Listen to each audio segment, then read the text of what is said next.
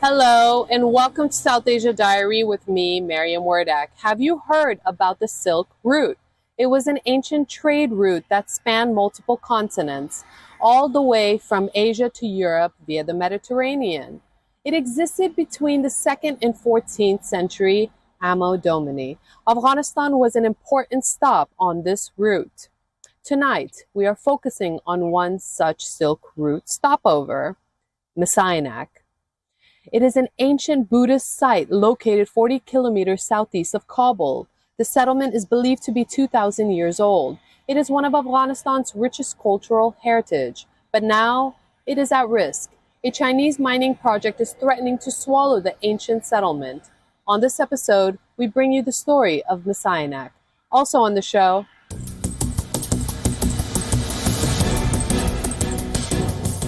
as fuel shortages intensify, Sri Lankans turn to firewood to keep their kitchen running.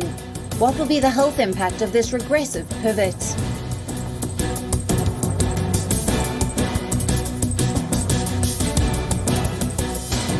Mumbai witnesses dozens of building collapses every monsoon season.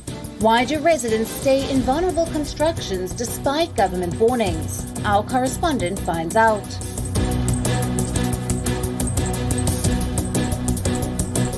Bangladesh's northeast continues to reel under heavy floods for the second consecutive month.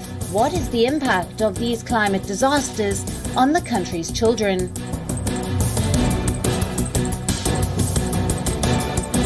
Bhutan is all set to reopen to tourists after 2 years of COVID hiatus. But before you pack your bags, here's what you need to know.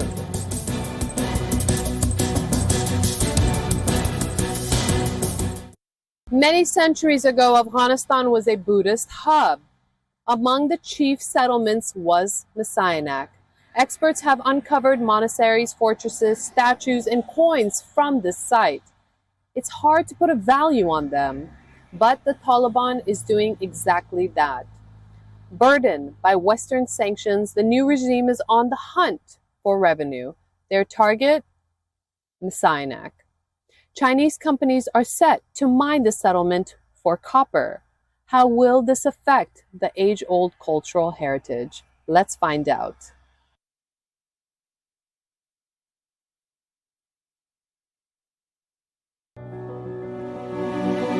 Today, it looks like an abandoned ghost town. Scaffolding all around, statues cut in half, and roofs ready to collapse. But centuries back, it was thriving. The settlement of Messianak was one of the most important stops on the ancient Silk Route. Its main revenue? The copper trade. Messianak is a cultural cocktail. It dates back 1,000 to 2,000 years. You will find expressions of both Indian and Hellenic culture here. Most of the findings date mainly from the 2nd to 9th century. But some are from the Bronze Age, even before the birth of Buddhism. In the modern era, Messianak became a forgotten city. Afghanistan's very own El Dorado. But in the 1960s, it surfaced again. Messianak was rediscovered by a French geologist. The whole world was intrigued by it. They compared it to Pompeii and Machu Picchu. But Afghanistan's endless wars throttled any hope of conservation. Even today, Messianak sits on a pot of wealth. An immense deposit of copper spread across almost 1,000 hectares. Where there is treasure, treasure hunters are never far away. For Messianak, it was China. In 2007, a Chinese consortium struck a deal with the Afghan government. A 30-year contract for $3 billion. But the project never took off. 15 years later, there is still no mine in Messianak. A combination of cultural and security reasons derailed it, but the Taliban are eager to revive it. Western sanctions have crippled Afghanistan's economy. The new regime is eager for funds. Their target? The ancient ruins of Messianak and the copper deposits below. The Taliban hope to earn $300 million from the project every year. That's nearly 60% of the state budget. Just one problem. A mine would spell disaster for the ancient relics here. If the copper extraction starts, the mining will damage the archaeological site. As mining is not a delicate work, they will need to blast to get to the material they want to extract. And the explosions are very heavy, so they could damage the stupas and statues.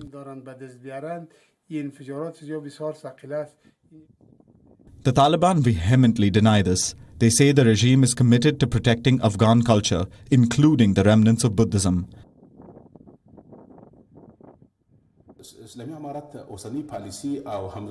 The current policy of the Islamic Emirate, along with the policy of the Ministry of Mines and Petroleum and the Ministry of Information and Culture, is to provide the best protection so that no monuments related to the Buddhist era go to waste. Strong rhetoric, but hard to believe. The world remembers the Taliban's cultural genocide in the late 90s and 2000s. Case in point, the Bamiyan Buddhas. The Taliban blew up the supersized statues dating back to the 6th century. So these claims of conservation are hard to believe. The Chinese don't prefer underground mining in Mezainak. They are pushing for an open pit. If that happens, the ruins could be swallowed, buried under mountains of sand. For now, technical delays are all that's stopping the project. The Taliban want China to use local labor. Also, build a power plant and railway line as part of the 2007 agreement. China is wary of these demands, especially considering the current security situation.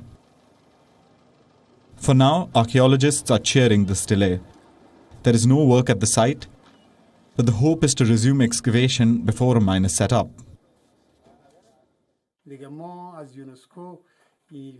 We want UNESCO or the countries that are supporting or helping us to cooperate with us here to move some of the monuments. Mezainak could be the start of a mining spree. Afghanistan is sitting on a pile of precious minerals, their total worth more than $1 trillion. Mining them is an attractive prospect for the Taliban. But at what cost? Is the Taliban prepared to handle the environmental fallout or health issues or the loss of cultural sites? Mindless mining may fill the Taliban's coffers, but it will also destroy the country's rich heritage. South Asia Bureau, WION, World is One. Sri Lanka's fuel shortage is forcing people to go back in time. Households are not able to find gas or kerosene, so they're using firewood instead. Doctors warn that firewood stoves are harmful to people. They cause respiratory problems and cardiovascular diseases. What does this pivot back to firewood mean for Sri Lankans? Is it here to stay? Let's find out.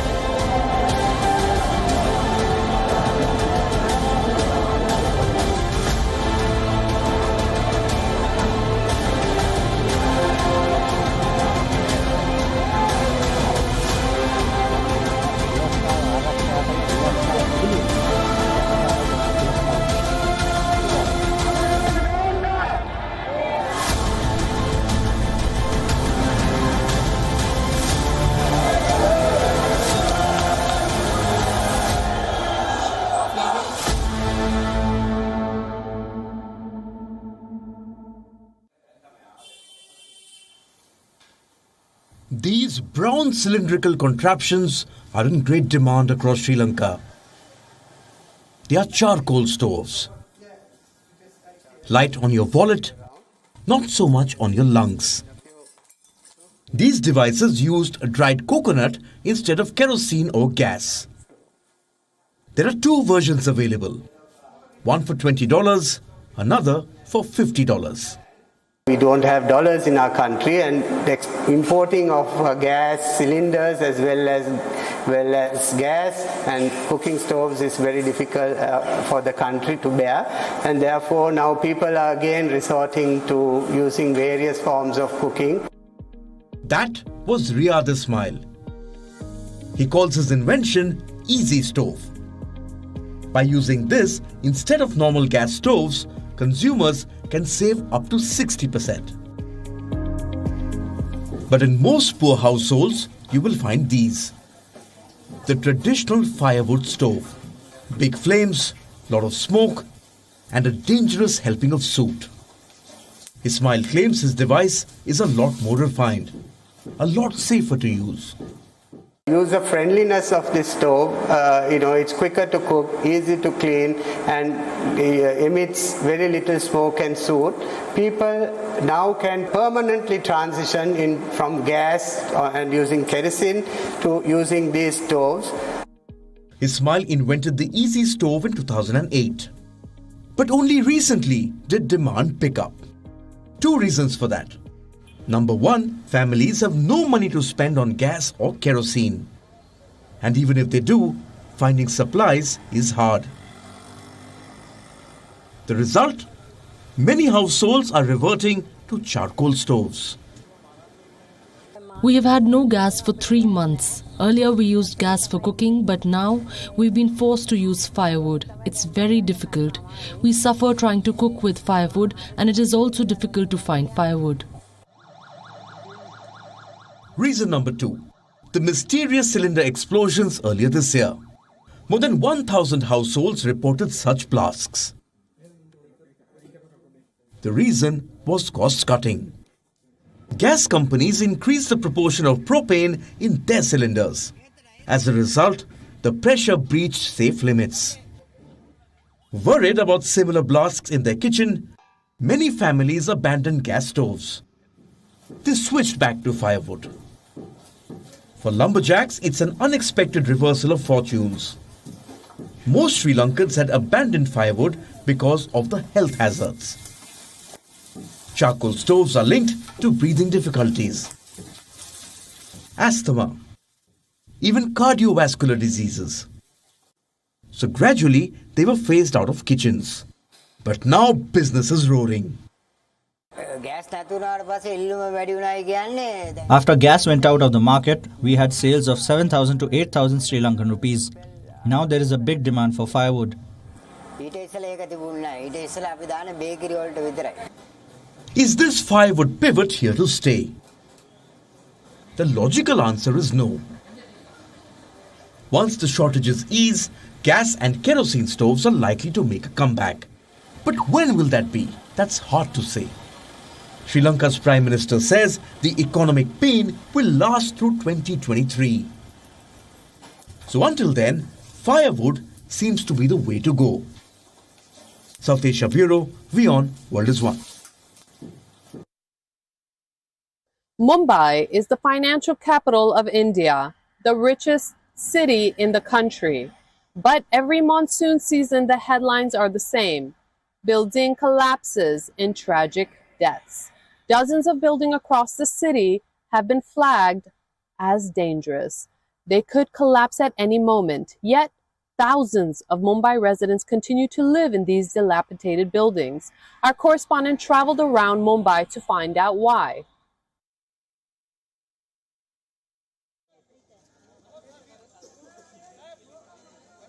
On June the 27th, 2022, a 4-story building collapsed in India's financial capital, Mumbai. It claimed 19 lives and left 14 injured. The building was declared dangerous to live in 9 years ago, but residents refused to vacate. This is an annual pattern come monsoon. Dangerous buildings collapse every season. The question is, why do people stay in these risky constructions? Why not move out? Most of the residents either work as taxi and truck drivers, labourers, maids, or do small-time odd jobs to afford basic needs. High cost of living in Mumbai is the primary reason. says 60-year-old ASHA, who lives in one such dilapidated structure.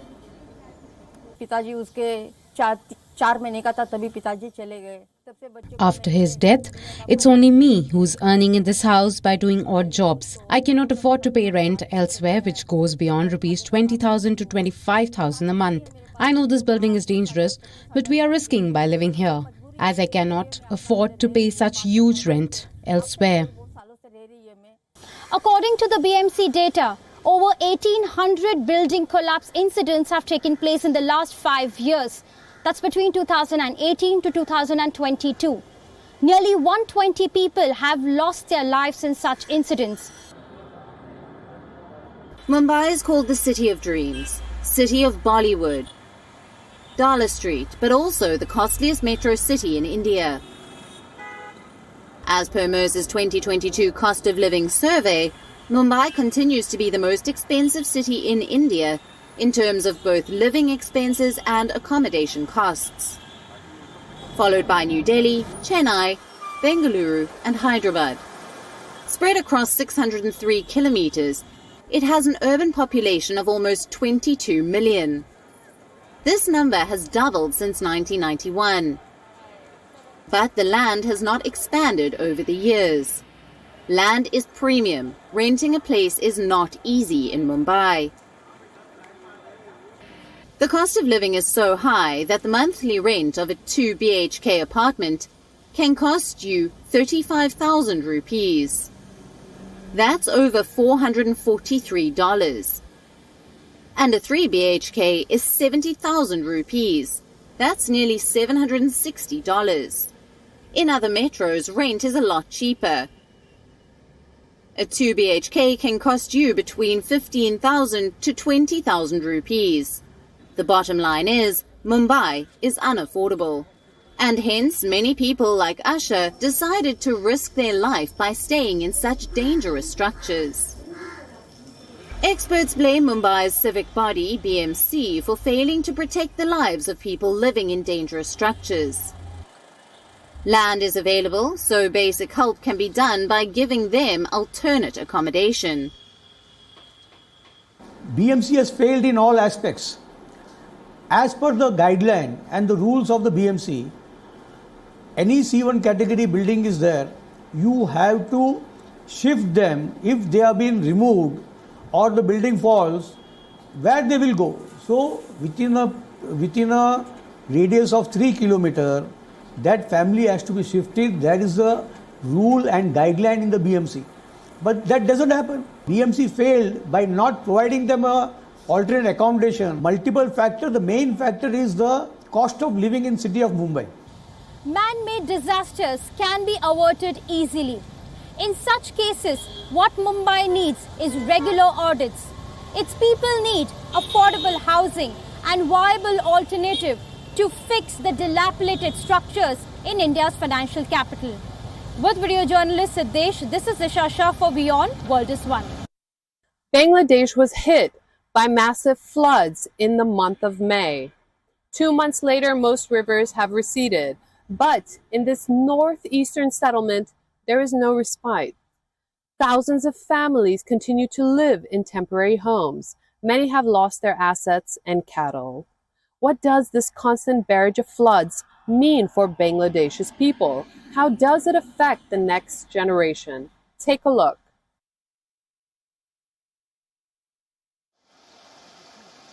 This is Sylhet, in northeast Bangladesh. Back in May, this region was hit by strong floods. Elsewhere, the water has receded, but here, the scenes haven't changed. We are living in the water. I keep my cattle at another house. We are in a helpless condition. There is no road to use. We have to walk in waist-deep water. We have rented a house with extra rent to save ourselves and keep the cattle at another house. That one also has submerged. The flooding has displaced thousands of people, roads cut off, communications down, the entire region inaccessible. The government claims more than 100 people were killed in the floods. Thousands more have been displaced. Until the water recedes, they cannot return home. So they live here, in these vulnerable temporary shelters. The flood-affected people will return to their houses with their families when the water recedes. I have 150 houses in my ward. All of them are mud houses and all have been damaged. These houses need immediate repair for people to live in them. But people don't have the money for the repair works. The floods keep getting worse every year. It's a side effect of climate change. Here in Bangladesh, temperature has increased by 0.5 degrees since 1976. The result? Monsoons have gone for a toss. Earlier, there will be moderate downpour spread over a long time. Now, it's the opposite. Long dry spells followed by short bursts of intense downpour. Sometimes days' worth of raindrops in a few hours. And when that happens, the rivers overflow. Now, according to the World Bank, 3.5 million people are facing flood risks. It also threatens the country's food supply and economy. Agriculture makes up 14% of Bangladesh's GDP, plus 42% of the workforce, and these biblical floods put everything at risk. At this rate, Bangladesh could become the hub of climate refugees, people who are displaced by extreme climate events. Bangladesh could have 19 million climate refugees by 2050. And children could be the biggest victims. They make up 40% of the country's population. These climate events are pushing them out of schools and into the workforce. 1.7 million children are working as laborers. 25% of them are below 11 years old. Why did these children drop out? Because of two big reasons. Number one, floods are destroying educational infrastructure. Last year, 5,000 schools were lost. The local administrations either do not have the money or the initiative to rebuild them. Number two, climate migration. When parents flee floods to urban slums, the children follow. But in the process, they lose out on education. The numbers support this. In 2021, Bangladesh's dropout rate was 17%. Almost 2 million children stopped going to school. This is the invisible impact of Bangladesh's climate tragedy.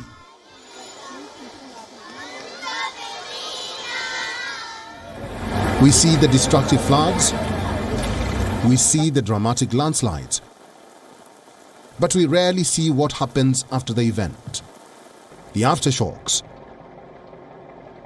If Bangladesh does not invest in climate action, it is not just jeopardizing the present, it is also jeopardizing the future. South Asia Bureau, WION, World is One.